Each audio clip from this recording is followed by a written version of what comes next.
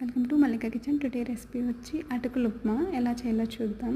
ఇలాగ 2 గ్లాస్ అటుకులు తీసుకొని బాగా కడుక్కొని 2 టైమ్స్ కడుక్కొని పక్కన పెట్టుకోవాలి. ఈ లోపల నానిపోతుంది. ఒక ప్యాన్ తీసుకొని ప్యాన్లో 2 టేబుల్ స్పూన్ ఆయిల్ వేసి బాగా హీట్ అయ్యాక పోపు గింజలన్నీ వేసుకోవాలి. అలాగే ఒక మంద కరివేపాకు, పల్లీలు, జీడిపప్పు అన్నీ వేసుకొని బాగా ఫ్రై చేసుకోవాలి. ఇప్పుడు మనం కట్ చేసి పెట్టుకున్న పచ్చిమిర్చి, ఆనియన్ వేసుకొని గోల్డెన్ కలర్ వచ్చేంత వరకు సిమ్లోనే వేపుకోవాలి.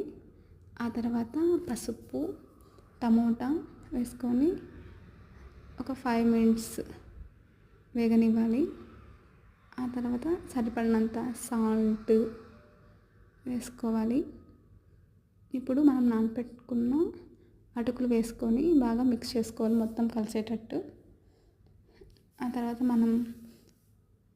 మెయిన్ ఇంగ్రీడియంట్ వచ్చి పప్పుల పొడి. ఇప్పుడు పప్పుల పొడి వేసుకొని కలిపేసుకొని లాస్ట్లో లెమన్ పెట్టుకుంటే రెడీ.